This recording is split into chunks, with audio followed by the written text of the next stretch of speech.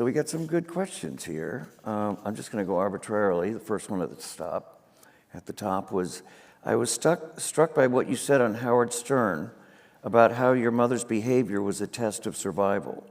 And though you acknowledge it, you don't blame her. How do you manage to turn a negative into such a positive? Drugs. That's it. No, I think that, I think my mom was on that trajectory too. There was, toward the end of her life, there was a, like the dragon with the soft spot. There was a soft spot, and nobody ever knew that there was a soft spot. And she started to reveal it toward the end of her life. So she was interested. I have a book, an Al-Anon book. It's signed by my mother. So that means that there was some exploration of something else.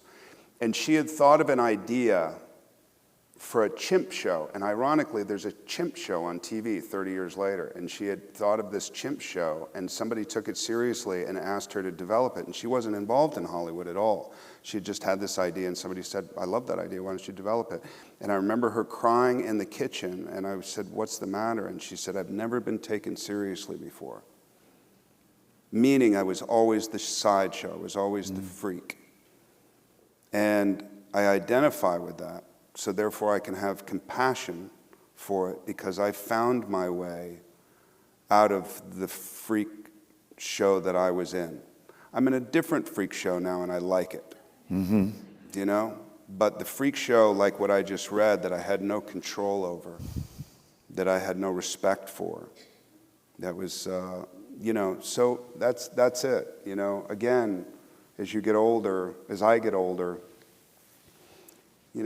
the whole point of the book is we're all tripping. We're all, falling down and getting up, and there's not a lot. We're so contracted now. We're so afraid. We're going to be canceled, and we're going to be this, and we're going to be that, and sometimes for good reason. But as a whole, I feel the contraction.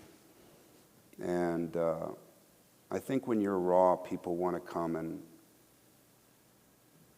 assist and share. That's my experience anyway.